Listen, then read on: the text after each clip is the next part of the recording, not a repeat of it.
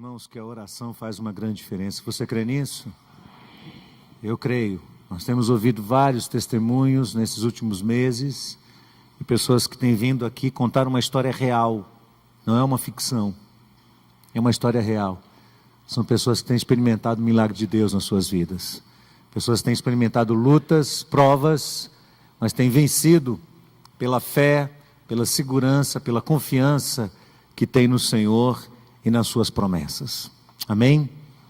Deus abençoe cada um de nós. Se você tem um testemunho desse em sua vida, um testemunho de como Deus agiu de maneira tão especial, de oração, você pode procurar a gente, você pode estar ali relatando a sua experiência, porque o que queremos ao trazer essas experiências é estimular cada um a buscar a Deus em oração, ainda que no meio de lutas muito grandes. E olha quantas nós temos ouvido aqui.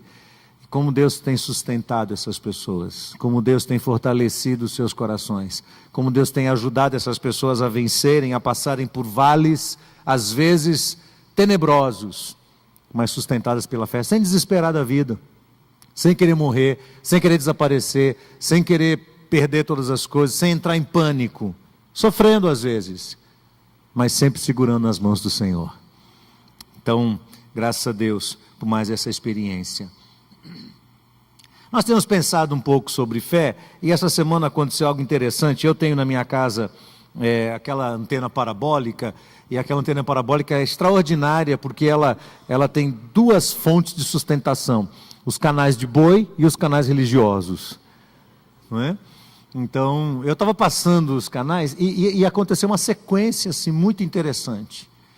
Primeiro caiu um padre carismático, católico, falando, pregando sobre fé e defendendo e tal, a fé em Maria.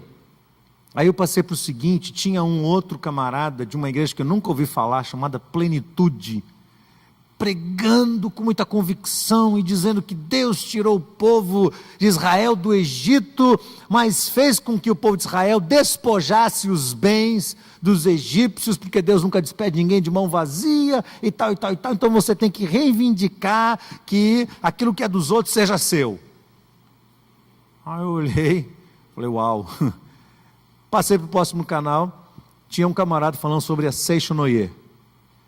E lá ele dizendo de como uma áurea iluminada faz com que uma pessoa tenha a sua vida toda transformada e tal, tal, pam, pam, pam, pam. Passei para o outro canal, estava o pastor Silas Malafaia pregando, e não sei o que houve, mas defendendo de unhas e dentes a prosperidade que vem da fé cristã, prosperidade financeira. Aí eu desliguei a televisão, e quando eu peguei meu celular, Yara, esposa de Joel, tinha me mandado um pequeno vídeo, que é uma reportagem do Roberto Cabrini, do SBT, falando sobre uma seita, e me chamou muita atenção a reportagem. A seita chama-se Crescendo em Graça. A sede dessa seita no Brasil é no Rio de Janeiro. Eles têm hoje no Brasil algo em torno de 10 mil adeptos. Esta seita é fundamentada num indivíduo, um homem chamado José Luiz Miranda, um porto-riquenho, que ele afirma categoricamente que ele é Jesus. E ele prega sobre isso, e ele conta de que porque ele é Jesus, então ele tem um Rolex de ouro, ele tem um Rolls Royce, e tal, e não sei o quê, e eu vi aquele homem pregando e tom. E os adeptos da seita aqui no Brasil defendendo, não é gente simples não.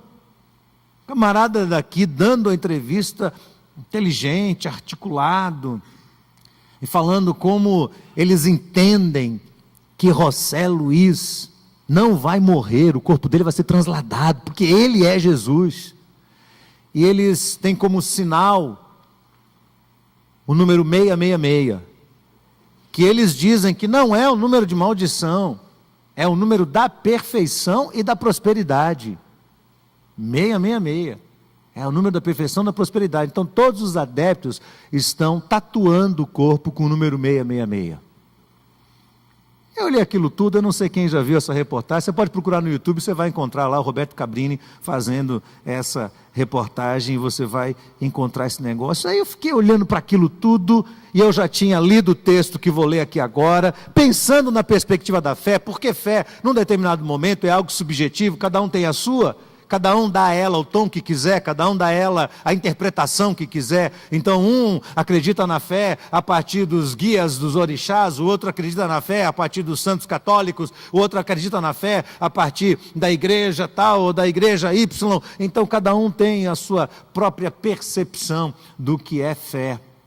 Obviamente, quando falamos sobre fé aqui, não temos pensado na fé como aquele conceito subjetivo em que a pessoa tem fé em alguma coisa, em alguém, mas não sabe exatamente no que, ou fé na própria fé, mas falamos sobre fé, uma fé que é convictamente fundamentada naquilo que nós recebemos como ensinamento da parte de Jesus Cristo.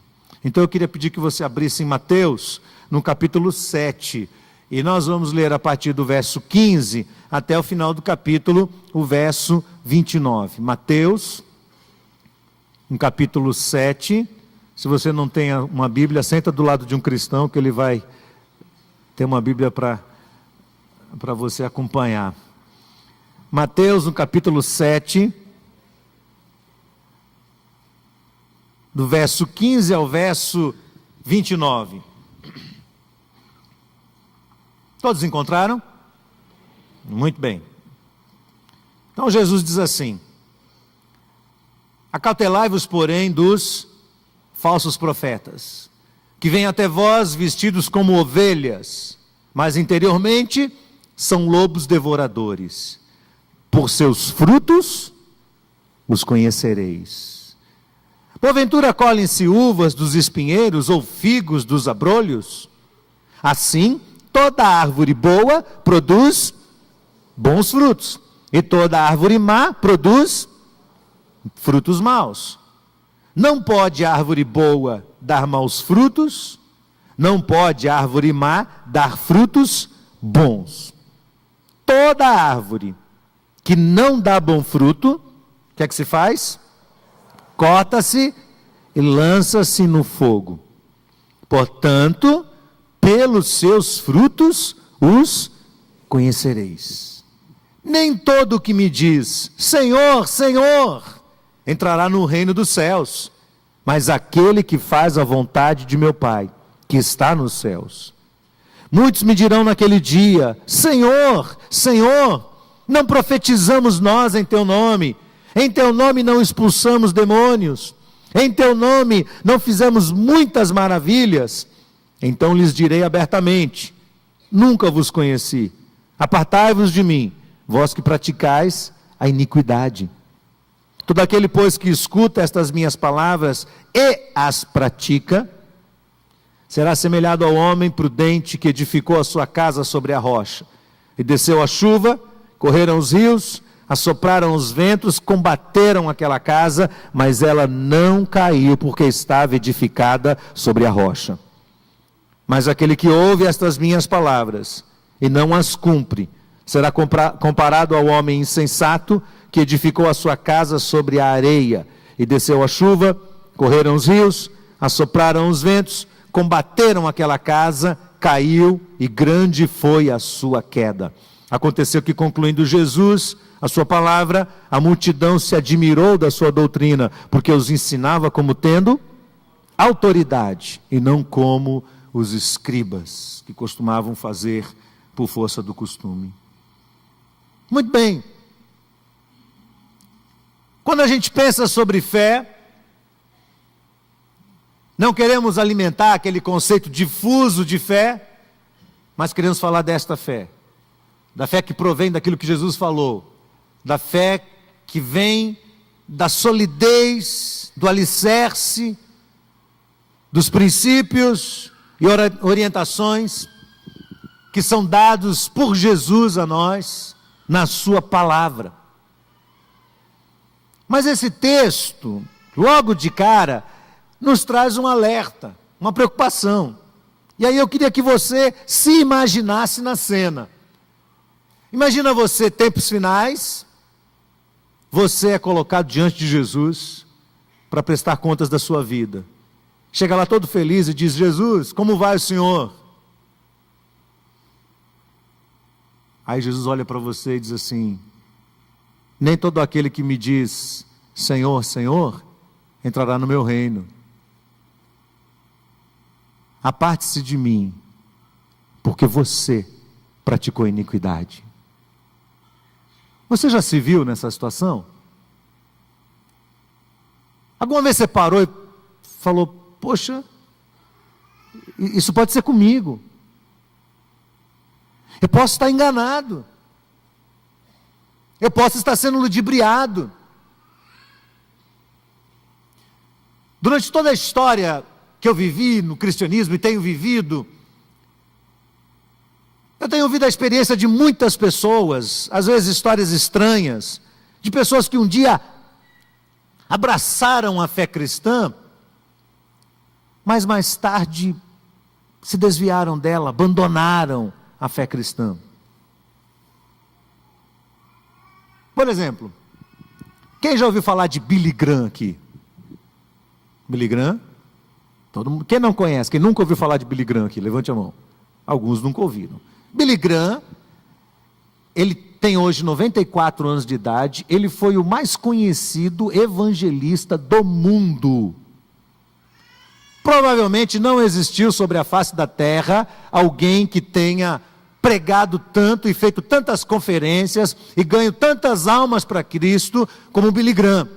Pastor, escritor, conferencista, um homem extremamente respeitado e conhecido no mundo inteiro. O que você não sabe é que quando ele começou seu ministério, ele não começou sozinho. Por volta de 1945, Billy Graham iniciou seu ministério e junto com ele haviam 2 outros jovens muito talentosos, que iniciaram também o seu ministério evangelístico nos Estados Unidos. Então, além de Billy Graham, estavam ali Chuck Templeton e estava ali também Bron Clifford.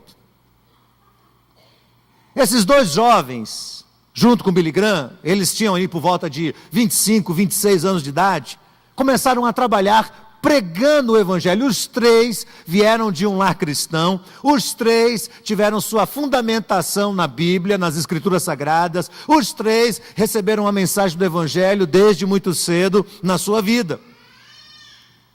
O Billy Graham, com 25 anos, atraía milhares de pessoas para ele. Mas ele ainda estava muito longe de alcançar os seus 2 contemporâneos. Templeton e Clifford superavam Billy Graham na pregação. Os 2 possuíam muito mais carisma, muito mais eloquência do que Billy Graham.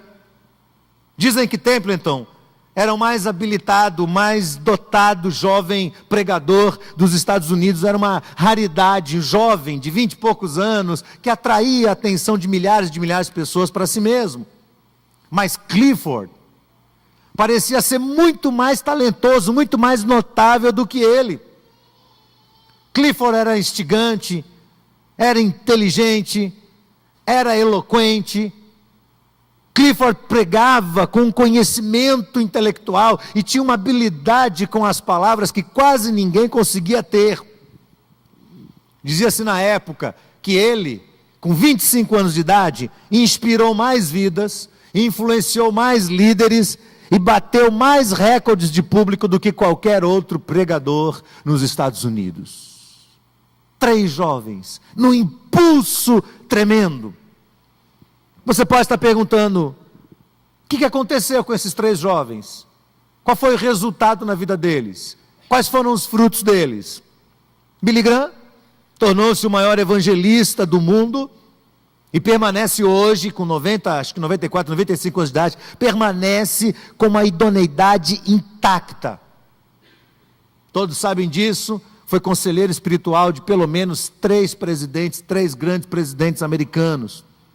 Foi respeitado e ainda é entre as maiores autoridades do mundo. Fez milhares e milhares de cruzadas, esteve em todos os países, incluindo países fechados ao evangelho. ajudou em negociações, em processos de negociação de paz ao redor do mundo várias vezes. O ministério aprovado, ganhou milhões e milhões e milhões de pessoas para Cristo. Billy Graham. E Templeton. A história diz que 5 anos depois, olha, Templeton, ele fez várias cruzadas na Europa com Billy Graham. Dividiu o púlpito com Billy Graham. Várias cruzadas na Europa. 5 anos depois de iniciar aquele brilhante ministério, Templeton começou a ler teologia liberal. E começou a inclinar o coração dele para a teologia liberal. Não demorou muito, ele migrou a sua carreira para o cinema. E pouco tempo depois, ele convenceu primeiro a ele mesmo e depois a todos os demais que ele não era e não queria mais ser um cristão ortodoxo, mas que ele havia se tornado um agnóstico. Se você quiser ler essa história, há um livro, não está em português, está em inglês, que ele escreveu, chamado Razões pelas quais abandonei a fé cristã. E ele vai dar lá as razões dele, baseado, fundamentado na teologia liberal e no agnosticismo. Clifford, que também começou um ministério brilhante no início da década de 50, já tinha perdido tudo. Ele havia se casado e teve 2 filhos, os filhos vieram com síndrome de Down. Acho que ele não administrou aquilo na cabeça dele. Não soube conviver com essa pressão. Pendeu para um outro lado. Ele era um homem bonito, alto. Recebeu convite para fazer vários filmes em Hollywood. Abandonou sua carreira e caiu de cabeça, sua carreira ministerial, e caiu de cabeça no cinema. Mas a história diz que com 35 anos de idade, este homem brilhante morreu num quarto de um hotel, sozinho, vítima de cirrose hepática por causa do vício da bebedeira. Um amigo dele comentou que no dia do seu funeral, da sua morte, ninguém chorou por ele, ninguém o elogiou e ninguém o honrou. Histórias estranhas. Se você for vasculhar aí nas suas experiências, você vai descobrir pessoas assim também. Pessoas que um dia abraçaram a fé e que estiveram ali defendendo vigorosamente, conscientemente a fé cristã, mas que num determinado instante foram seduzidos, ou pela fama, ou pela ambição, pelos encantos do sucesso, foram traídos pelos seus próprios desejos, por sua própria ambição, e abandonaram. Definiram seu caminho para um outro lado. Rejeitaram a fé cristã. Nós temos visto muitas pessoas que outrora pareciam estar convictas, firmes na sua fé cristã, mas que num determinado momento deram as costas, voltaram atrás, abandonaram aquilo que criam, perderam o brilho por Cristo, se decepcionaram com a igreja, foram embora, se distanciaram, viram aos poucos o seu temor a Deus diminuir, gradualmente, e por fim negaram o Evangelho. Bom, pelo menos, você deve estar dizendo aí, pelo menos, de alguma forma, essas pessoas definiram as suas convicções ainda em vida. Eles disseram, não quero mais seguir a Cristo, acabou. Jesus fez isso com os discípulos um dia, chegou para eles, reuniu, e falou assim, pregou para eles, os discípulos disseram, Senhor, esse discurso é duro. Jesus falou, é duro mesmo, vocês querem ir embora? A multidão foi embora, quando Jesus pregou. Várias pessoas olharam e falaram, cristianismo é isso? Não quero não, o preço é muito caro. E se mandaram. E os discípulos disseram, Senhor, o discurso é duro. E Jesus disse, pronto, vocês querem ir embora também? Você não pode ser obrigado a ficar na presença de Jesus. Quer ir embora? E Pedro faz aquela declaração magistral: para onde iremos nós? Porque só tu tens as palavras de vida eterna, e nós temos ouvido e crido que tu és o Cristo, Filho de Deus. Pedro sabia disso. Para onde? Sem Jesus nesse mundo, para onde? Mas alguns vão. Alguns se arriscam. No entanto, eu acho que pior do que esses são aqueles que não negam a Cristo abertamente, não negam o Evangelho claramente, mas acabam fazendo isso com sua própria vida, com seu próprio testemunho.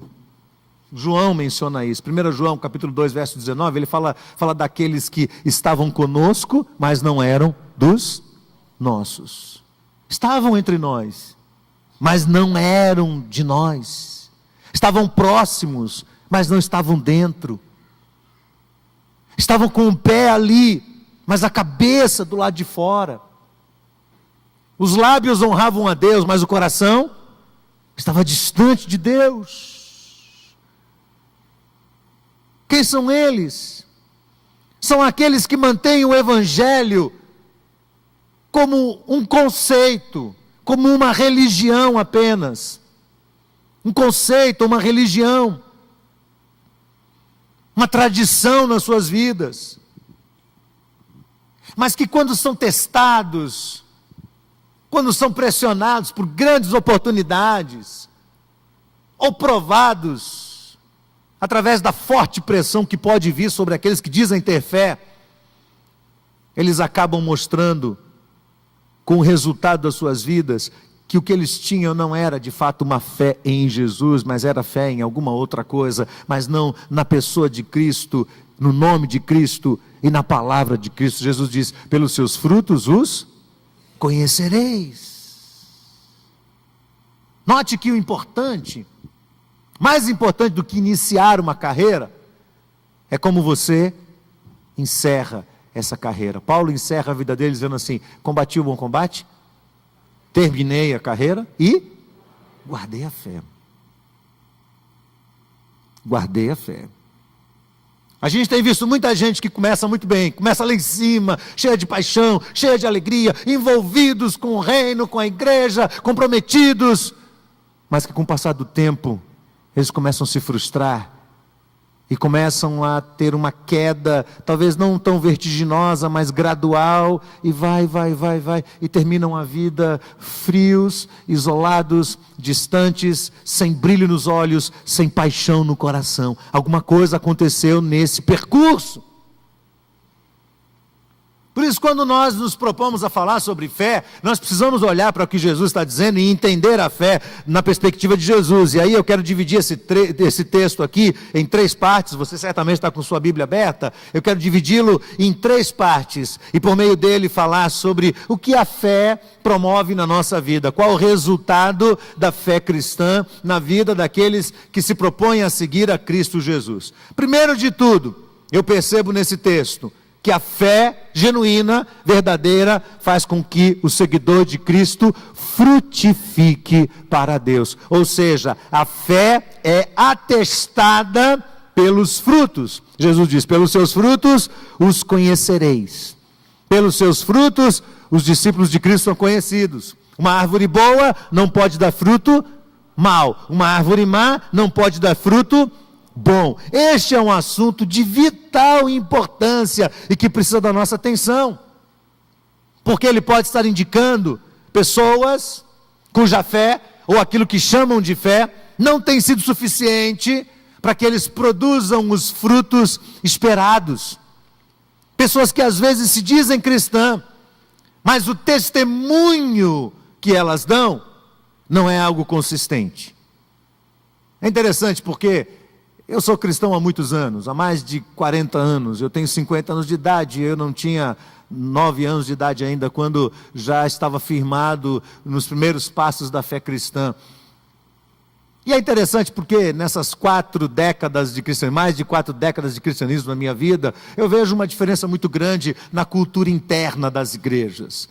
Porque naquela época, eu lembro, um cristão era muito bem definido pelo seu procedimento, pela sua ética, pela sua conduta. Sabia-se, era muito claro na cabeça, tanto do cristão quanto do não cristão, o que é que ele devia e o que é que ele não devia fazer.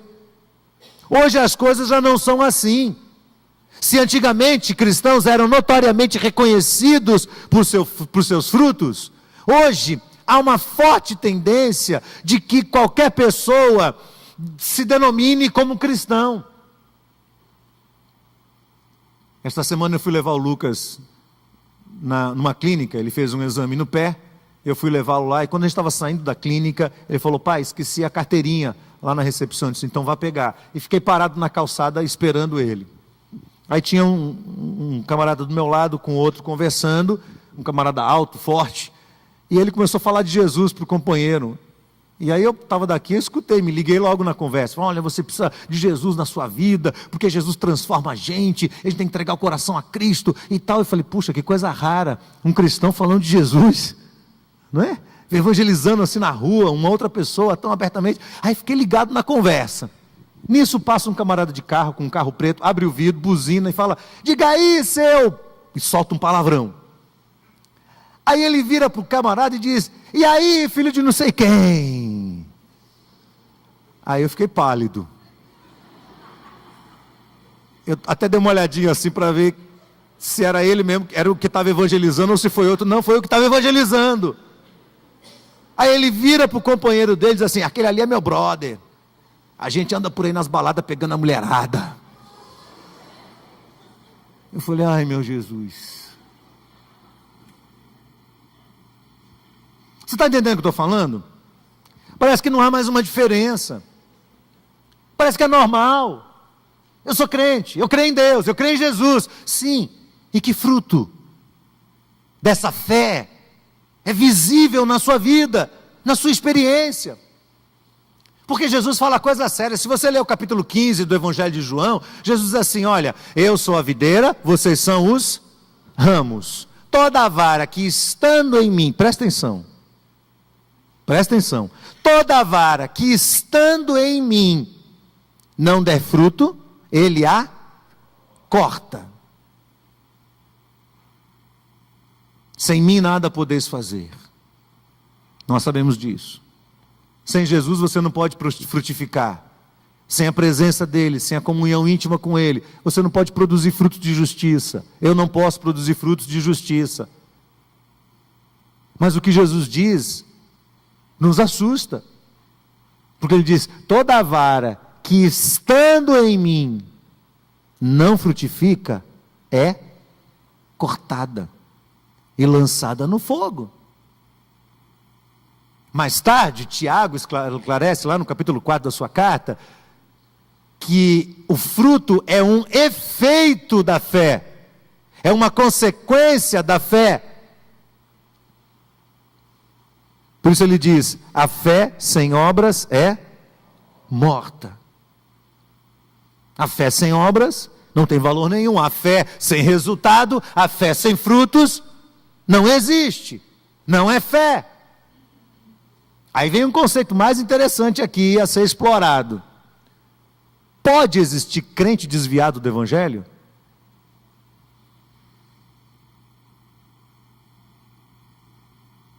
Seu silêncio te acusa. Porque se a evidência clara da fé são os frutos, e uma pessoa não frutifica em nada para Deus, se distancia, isso indica para nós que essa vara não está ligada à videira.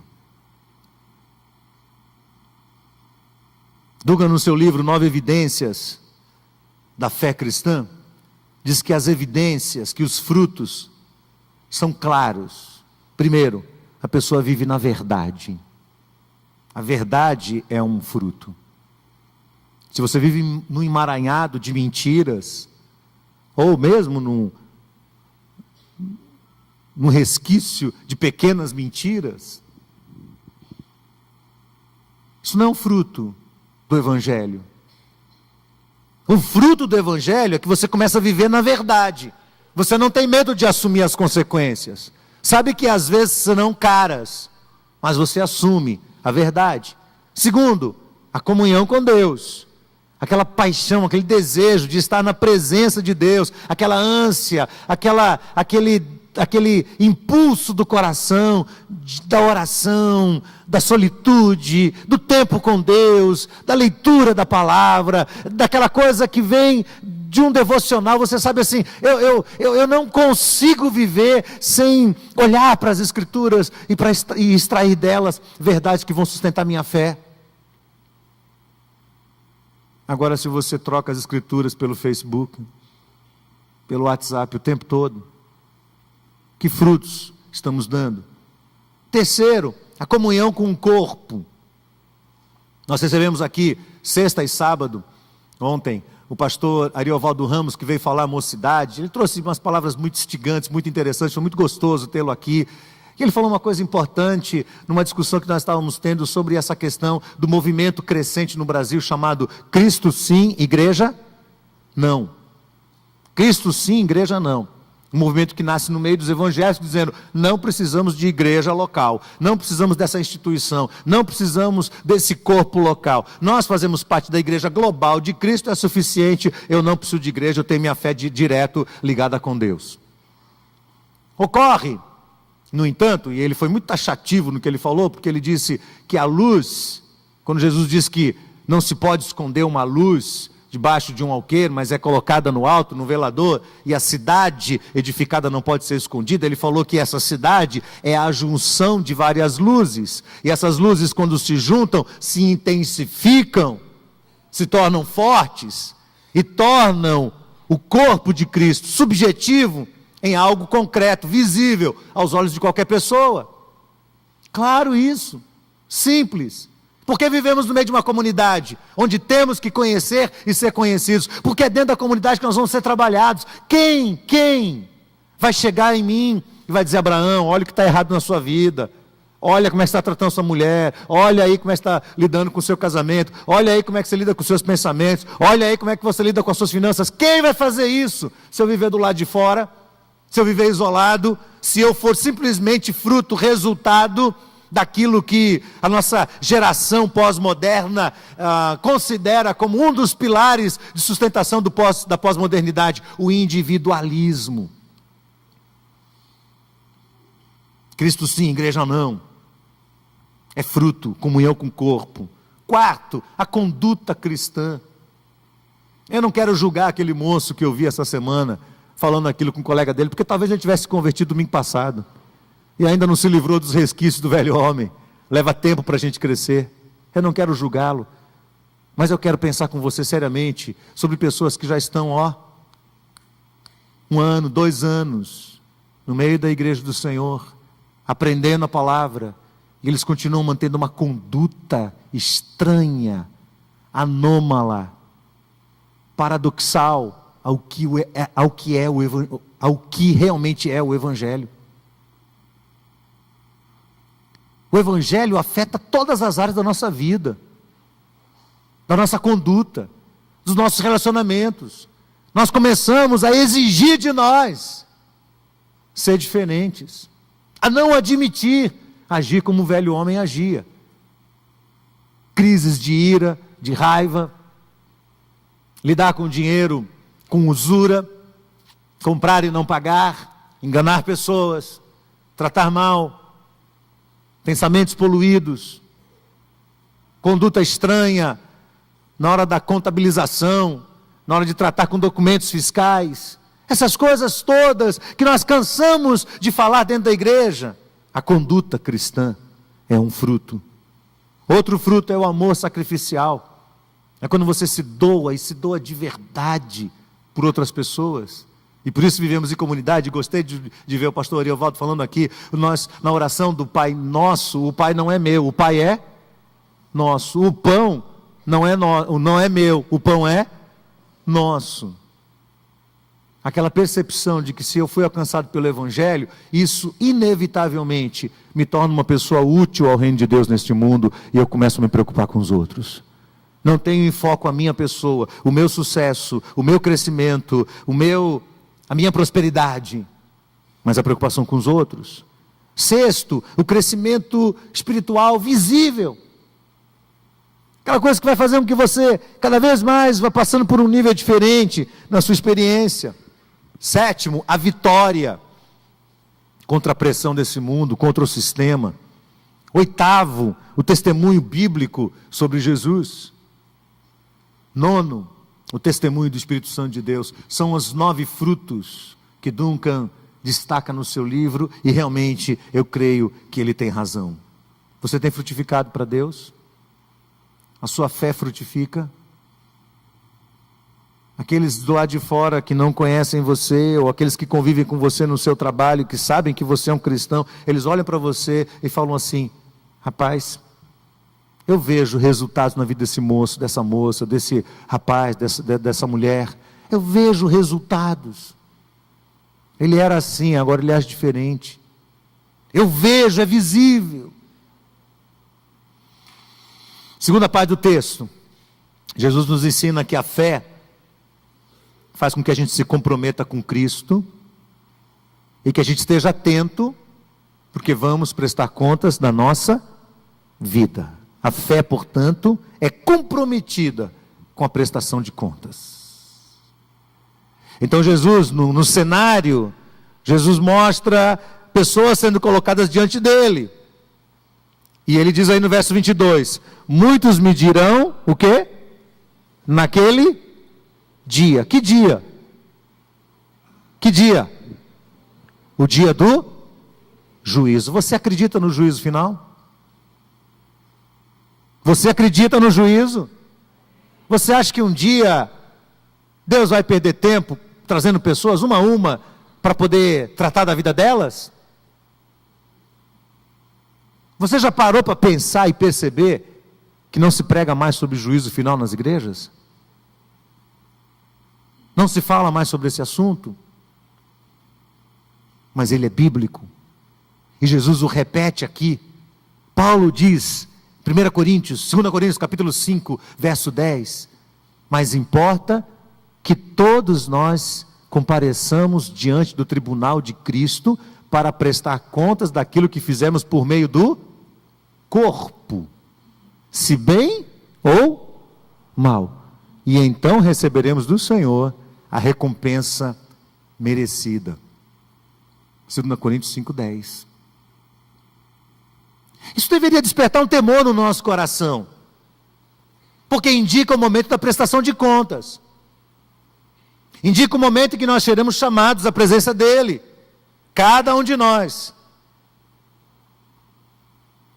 E é triste pensar que aquele momento tão esperado pode ser um momento de grande decepção,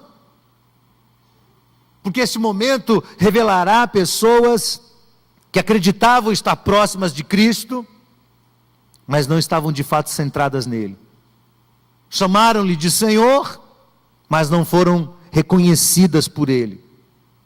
E mais, Jesus diz, olha, fizeram grandes coisas, realizaram grandes coisas, profetizamos em teu nome, expulsamos demônios, fizemos muitas maravilhas, fizeram várias coisas, realizaram obras para Deus, quem sabe ajudaram alguma instituição de caridade, ajudaram alguma igreja, trabalharam em algum ministério, fizeram alguma coisa, não foram omissas, não foram acomodadas, algumas talvez tenham trabalhado pesado, ajudaram a libertar pessoas da opressão, da escravidão, mas o Senhor olha para elas e diz, eu não conheço vocês.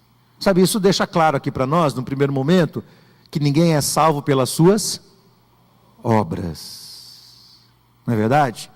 Efésios 2, de 8 a 10, porque pela graça sois salvos mediante a fé, isto não vem de nós, é dom de Deus, não vem das obras para que ninguém se glorie. Então, Não adianta uma pessoa dizer assim, eu vou ser bonzinho, eu vou ter uma boa conduta, eu vou ajudar os carentes, eu vou ajudar os necessitados, eu vou fazer tudo o que eu puder pelas pessoas, e então Deus vai me aceitar na presença dele. Não, não é isso. O que a Bíblia diz o tempo todo é que essas coisas todas têm que existir, mas elas são o resultado da fé, e nós vamos prestar contas diante de Deus disso. Daremos conta da nossa vida. Diremos para o Senhor, se neste mundo nós entendemos a dinâmica da prestação de contas. Ouçam o que eu vou dizer, por favor. Muitas pessoas não querem permanecer dentro das igrejas, porque elas não querem prestar conta da sua vida. É verdade ou não é? Dá trabalho prestar conta da vida. Eu prestar conta da minha vida? O que se diz na pós-modernidade? Ninguém tem nada a ver com minha vida. Eu faço o que eu quiser. Mas a Bíblia não diz assim. A Bíblia diz que nós somos um emaranhado de músculos, de veias, de pele, de células, num corpo. E que se um está machucado, está doendo, todo o corpo sofre com ele. Nós trabalhamos uns com os outros. No Evangelho, nós aprendemos a prestar conta da nossa vida, da nossa história.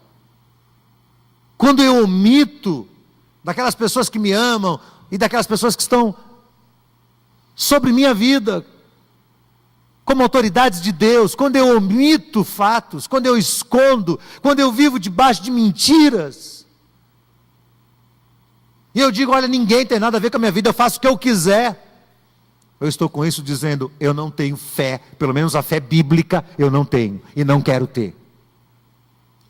Mas se eu tenho a fé bíblica, eu entendo a dinâmica da prestação de contas.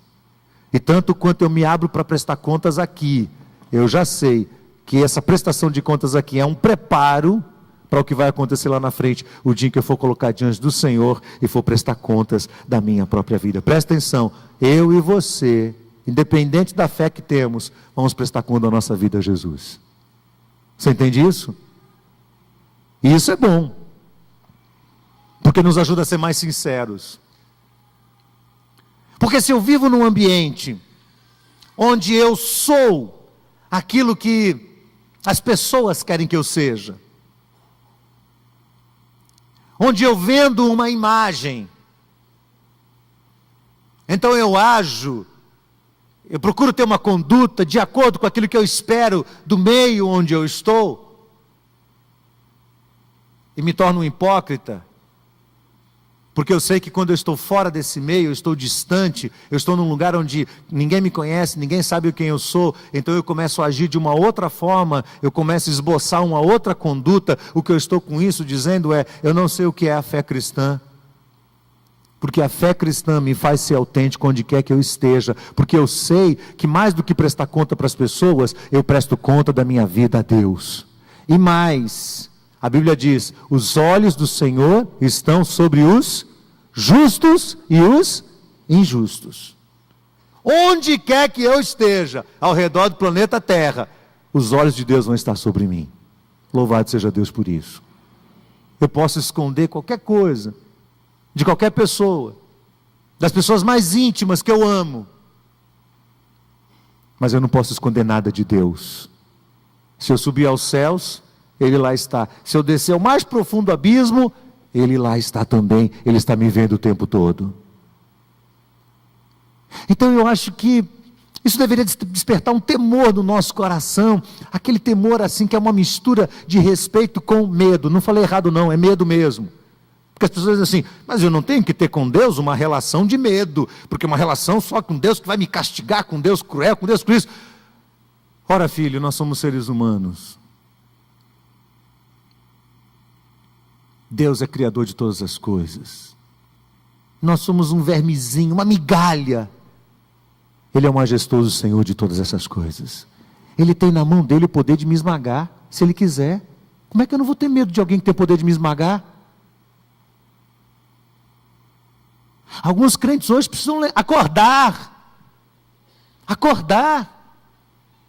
Porque eles estão dormindo achando que Deus é tão bonzinho, Deus é tão cheio de amor, que se esquecem que o amor de Deus é equilibrado por sua justiça. E que nós vamos prestar conta da nossa vida ao Senhor. Se nós somos ignorantes, Deus saberá lidar com nossa ignorância. Mas não é de ignorantes que eu estou falando. Eu estou falando de gente que tem o conhecimento de Deus, da verdade de Deus, da palavra de Deus. A palavra foi plantada no coração e eles, com sua conduta, estão rejeitando, porque não entenderam ainda que vão prestar contas ao Senhor de toda a sua vida. Você já parou para pensar isso? Já se viu diante de Jesus? Contando a Ele dia a dia, vendo numa tela, quem sabe do seu lado, a sua história reproduzida. Jesus diz, olha, isso vai acontecer, está aqui, está claro, está aqui. E Jesus encerra esta passagem, nos dando uma terceira indicação do que acontece com a fé na nossa vida. Ele nos ensina que a fé fortalece o nosso coração. A fé na sua verdade, na sua palavra, fortalece o nosso coração, para que a gente esteja pronto para enfrentar o que tiver que acontecer. Então ele usa a figura de duas casas, uma construída sobre a rocha e a outra construída sobre a areia. E o que diz é que veio uma grande e forte tempestade sobre qual casa? As duas. As duas. As duas casas sofreram o impacto da tempestade. Mas cada uma reagiu de uma forma diferente.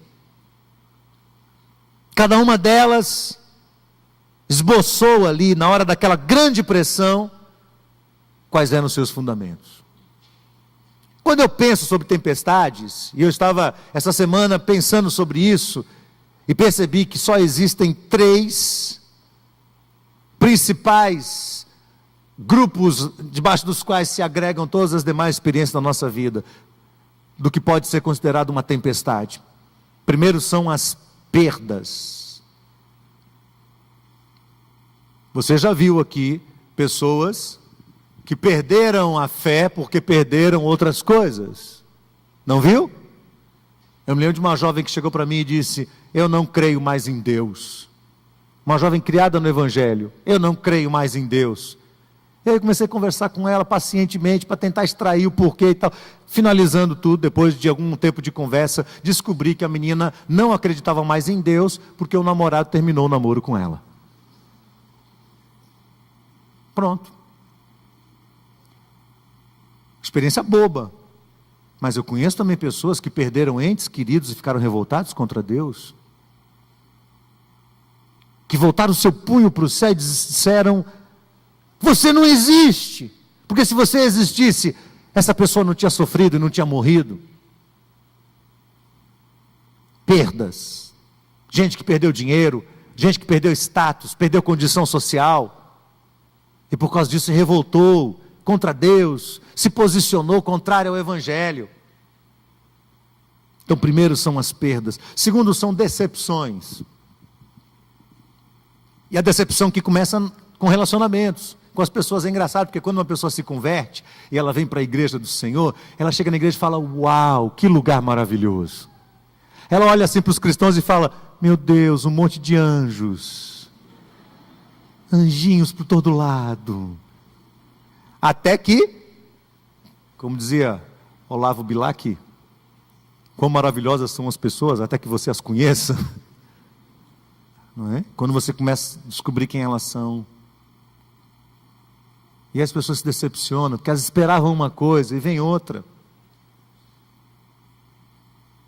São rejeitadas, são traídas, são abandonadas, ou sentem que ninguém se importou verdadeiramente com elas e com os seus questionamentos, as suas necessidades, então desapareceram, foram embora, abandonaram por causa de decepções. Terceiro, são tentações. Pessoas que são seduzidas, pessoas que quando atacadas pelas suas próprias tentações, ou por tentações advindas ou do mundo, ou do inimigo, elas abaixam a guarda, caem, sentem um peso de culpa tão grande que não querem retornar a Cristo. São tempestades, queridos, tempestades, provações, as perdas, as decepções e as tentações. Você prevalece quando passa por isso? Quando a tentação ataca você, você prevalece? Você se mantém firme? Ou todas as vezes que uma tentação bate à sua porta, você sucumbe, você cai, você é derrubado? Todas as vezes que esse vento bate nas paredes da sua casa, as paredes racham inteiras e caem no chão? Isso é um sinal de que você não está fundamentado na rocha. A rocha é a palavra de Jesus. Você ainda não está fortalecido na palavra de Jesus. Você construiu sua casa na areia, sobre algum fundamento, sobre alguma religiosidade, sobre algum pensamento filosófico, mas você não está fundamentado em Cristo Jesus. Daí a importância da palavra de Deus todos os dias guardada no coração.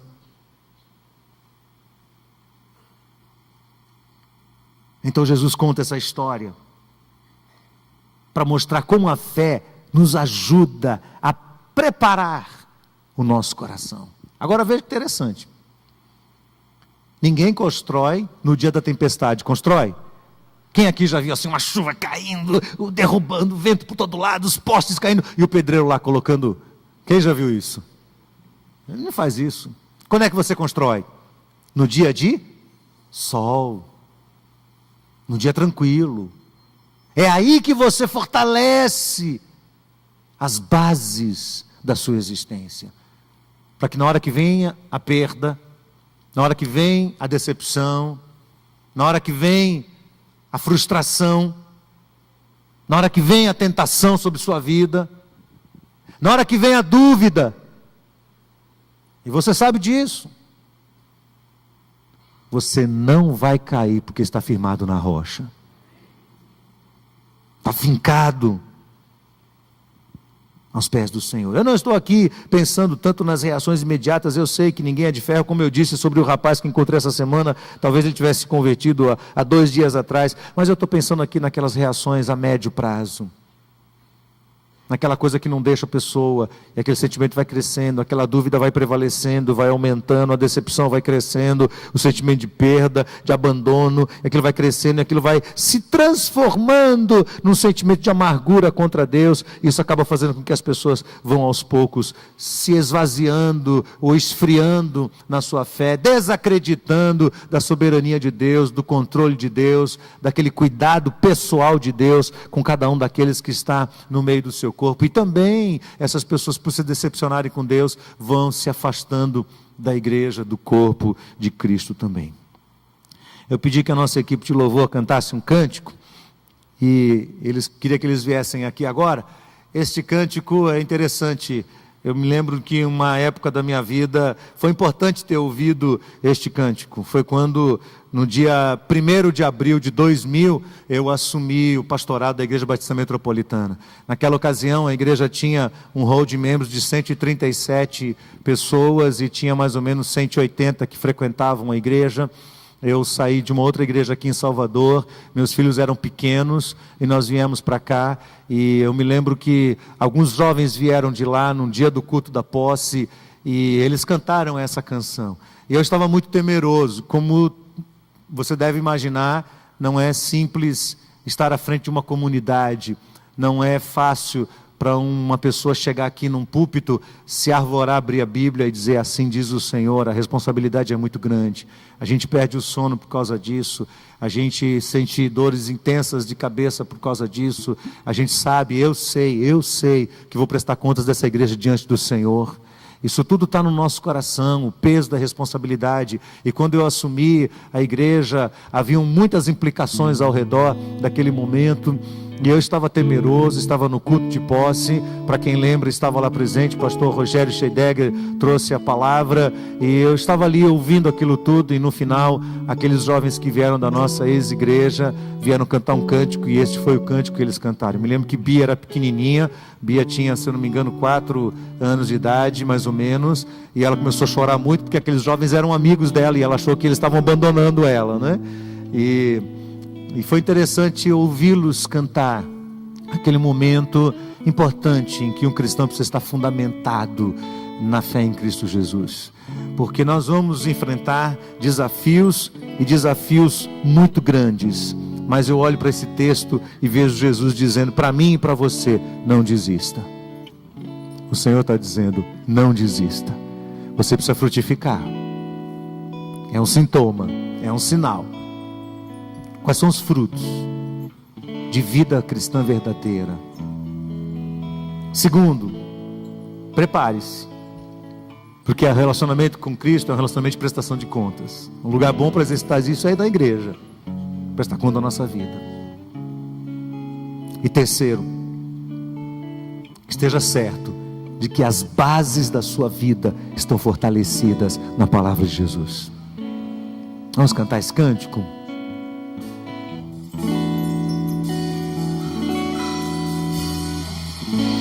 Se você já pensou em desistir, tenha fé e não pare de sorrir. Você vai ver que o inimigo não vai entender, que o crente até mesmo chorando, ele canta porque se chorar, chora nos pés do Senhor, em Jesus como seu consolador. O seu sofrer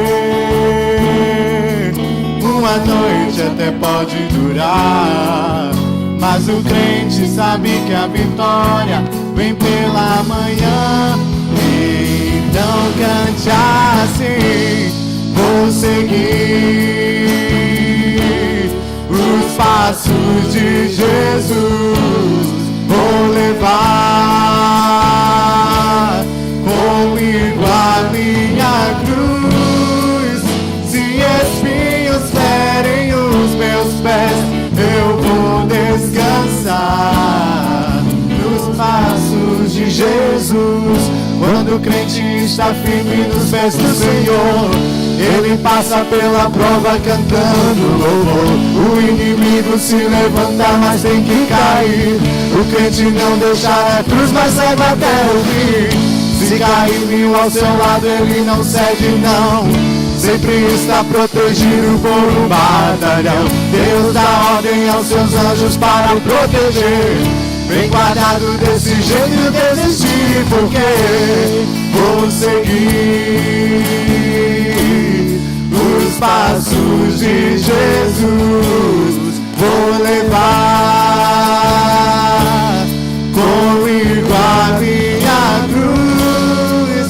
Se espinhos ferem os meus pés, eu vou descansar nos braços de Jesus. Vou seguir os passos de Jesus, vou levar comigo a minha cruz. Se espinhos ferem os meus pés, eu vou descansar nos braços de Jesus. Baixe sua cabeça um pouquinho e feche seus olhos. Quer ser honesto comigo? Você já sentiu vontade de abandonar tudo? Fala pra mim. Você já sentiu vontade de dizer assim: quer saber? Vou cair fora. Se você já sentiu, levante sua mão e fala assim: eu já senti isso.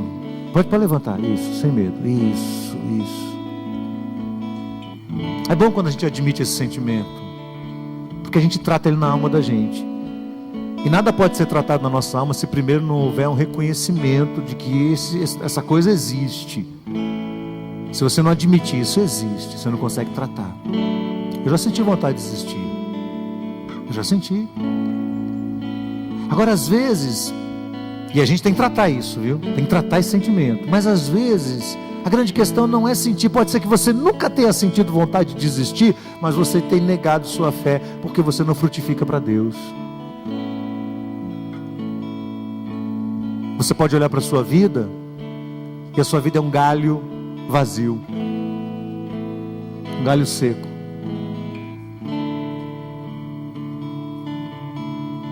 Você talvez nunca tenha parado para pensar na seriedade de dar contas da sua vida diante de Deus. O que indica que talvez os alicerces não sejam tão fortes assim. E no meio da tempestade que vem, e as tempestades são as perdas, são as decepções, são perdas que vêm sobre a nossa vida, são tentações. É quando você é tentado a agir de uma forma, numa conduta diferente da conduta que o Senhor tem preparado para você e tem orientado na sua palavra. Como eu disse agora há pouco, você pode até dizer assim: não, eu sou ignorante a tudo isso, mas você não é mais, você está ouvindo a palavra de Deus. E eu quero encerrar este culto orando por você, orando por sua vida, por sua experiência, pedindo a Deus que Deus fortaleça a sua fé, que Deus fortaleça o seu coração, que a sua fé seja alicerçada em Jesus, na palavra de Cristo, e que não importa qual seja a tempestade, a sua fé vai permanecer firme nele. Os pastores estão vindo aqui à frente já, os líderes estão aqui na frente, e nós queremos orar por você. Quero orar por sua vida, quero orar pelo seu coração, quero orar pela sua história. Talvez você esteja aqui, você já ouviu a palavra de Deus várias vezes, e você ainda não assumiu um compromisso sério com o Senhor. Eu quero orar por você hoje. Talvez você esteja aqui e você se considere um cristão desviado. Querido, presta atenção. O cristianismo é convicção. O cristianismo é uma história de vida vivida ao lado de Cristo. Não é um conceito que você hoje tem, amanhã não tem, hoje vive, amanhã não vive. O cristianismo é algo sério. Eu quero orar por você nessa noite. Eu quero que você venha à presença do Senhor de verdade e diga: Senhor, está aqui minha vida, está aqui meu coração. Então, se você quer que a gente ore por você, eu queria que você saísse do seu lugar agora e você viesse aqui junto de um dos pastores que está aqui à frente, de um dos obreiros aqui, e você dissesse: ore por mim hoje em nome de Jesus. E se você não aceitou a Cristo, você pode fazer isso hoje. Você pode sair do seu lugar e vir aqui e dizer assim: eu quero que o Senhor ore por mim, eu quero que esses pastores orem pela minha vida, eu quero que esses líderes que estão aqui orem por mim. Mas eu quero chamar você que talvez seja um cristão convertido, mas você olha para a sua fé e vê sua fé enfraquecida, parece que não tem alicerce embaixo, parece que não tem firmeza. Sai do seu lugar, vem aqui à frente, se junta a um desses que aqui está. Nós vamos orar por você nesse momento. Pode sair do seu lugar, não tenha medo, pode sair, isso, tenha coragem, pode vir, não tenha medo não. Vem aqui à frente, una-se a esses que estão aqui. Nós vamos colocar nossa mão sobre você, vamos orar por você nesse momento, vamos orar pelo seu coração. Queria que mais outros líderes da igreja estivessem aqui, vários outros líderes, queria que viessem aqui, por favor. E nós vamos colocar as mãos, observar bem quais são as pessoas que estão vindo aqui à frente. Vamos orar a Deus por elas agora. Esse é um momento muito importante na vida da igreja, esse é um momento muito importante na vida dessas pessoas que aqui estão. É um testemunho do Espírito Santo de Deus tocando nos seus corações, incomodando, corrigindo, tratando a alma. Então, por favor, junte aí, cada cristão aqui vai pôr a mão sobre um deles e vai orar sobre eles agora, em nome de Jesus, interceder por suas vidas. Pode vir aqui à frente. Queria que mais líderes estivessem aqui, que mais cristãos da nossa igreja viessem aqui orar por eles também, por favor. Outros crentes podem vir aqui orar, não precisa ser só pastor e obreiro não, outros crentes podem vir aqui orar por eles. Coloque a mão sobre eles aqui agora à frente, por favor, orem por eles, orem por suas vidas, em nome de Jesus. Vem aqui à frente, coloque a mão sobre as pessoas que estão aqui. Vamos orar a Deus por eles agora, em nome de Jesus. Igreja orando, você está aí orando, você está sentado, está percebendo esse momento? É um momento de batalha, é uma batalha travada contra o inferno. Há uma pressão, há uma forte pressão do inimigo para que as pessoas não estejam aqui. Pode ser que você que esteja sentado aí está falando assim: olha, eu quero desistir, eu não aguento mais, eu não suporto mais. E o Senhor está falando: vem aqui à frente, eu quero orar por você, quero orar por sua vida aqui. E você que está sentado, que é um cristão, deve clamar a Deus por essas vidas. Ore ao Senhor onde você está agora, em nome de Jesus. Ore ao Senhor por essas vidas. Igreja, por favor, fica de pé. Estenda a sua mão na direção dessas pessoas que estão aqui agora, por favor. Estenda a sua mão sobre elas. Clame ao Senhor, ore por elas agora em nome de Jesus. Peça que haja clareza do céu acerca do porquê cada uma dessas pessoas está aqui à frente. Ore a Deus para que sejam decisões permanentes. Ore como Jesus orou lá em João 17, que nenhum deles se perca. Clame a isso aí onde você está agora. Ore por elas agora, em nome de Jesus. Ore por suas vidas.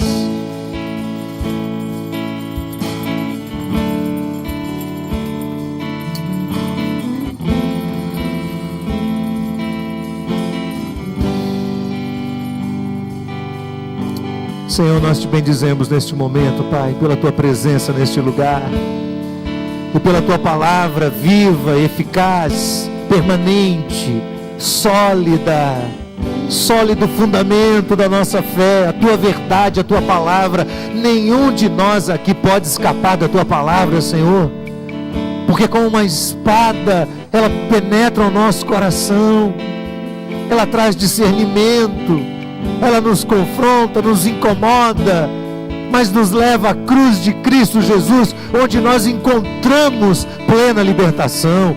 Bendito seja o teu nome, Senhor. Te agradecemos, Pai, porque cada pessoa que aqui está vem à presença do Senhor te dizendo que às vezes os nossos pés vacilam, às vezes a nossa fé enfraquece, e nós temos que admitir e confessar que por vezes agimos com incredulidade diante do Senhor. Mas hoje, mais uma vez, lemos a tua palavra, ouvimos o teu testemunho e reconhecemos, Senhor, que a nossa fé é fortalecida pelo Senhor. Por isso nós entregamos cada vida aqui ao Senhor, em nome de Jesus. Aqueles que estão vindo aqui para dedicar seu coração a Cristo, abençoa-os agora em nome de Jesus. Que os seus nomes sejam escritos no livro da vida, Senhor, para que quando forem colocados diante de Jesus, possa estar indicado ali no teu livro que este dia é um dia de vitória, porque foram salvas pelo sangue de Jesus. Eu oro por aqueles que vieram aqui com sua fé enfraquecida, por aqueles que estão perturbados, por dúvidas, por pensamentos, por mágoas, quem sabe alguns até magoados contra o Senhor, porque tiveram perdas na sua vida e não conseguiram processar isso. Outros seduzidos por desejos deste mundo, por posição, por riqueza, se afastaram do Senhor e agora vêm humildemente dizendo: Senhor, Senhor, em nome de Jesus, recebe o teu povo, Senhor. Recebe aqueles que aqui estão, abraça-os, envolve-os, cobre-os com teu sangue em nome de Jesus, traz libertação, quebra, Senhor, toda sorte de maldição sobre as suas vidas, Pai. Liberta-os para viverem para a glória do Senhor. Que nada, nenhum impedimento possa atrapalhá-los de experimentar a graça e a vitória do Senhor sobre as suas vidas, Pai. Que o Senhor renove a fé e o coração de cada um, que juntos nesta noite possamos nos alegrar diante do Senhor e dizer mais uma vez: nós não vamos desistir, nós não vamos desistir, porque o Senhor está conosco, o Senhor é a nossa luz, o Senhor é a nossa salvação, não temos do que temer, porque o Senhor está conosco, Pai. Abençoa o teu povo nesta noite, cada um que aqui está, cada um que está neste lugar, cada um daqueles que nos vêm agora pela internet, que a bênção do Senhor os alcance, Pai. Que o teu amor, a graça infinita de Jesus Cristo e a consolação e a plenitude do Santo Espírito de Deus seja com todos para a glória do Senhor, em nome de Jesus. Amém, amém e amém. Deus abençoe. Os nossos líderes vão acompanhar vocês. Diga o que você gostaria. Se você está tomando uma decisão, por favor, os líderes que estão aqui não saiam de perto até que as pessoas possam tomar o seu nome e acompanhá-los. Vamos em paz, meus irmãos. Deus abençoe em nome de Jesus.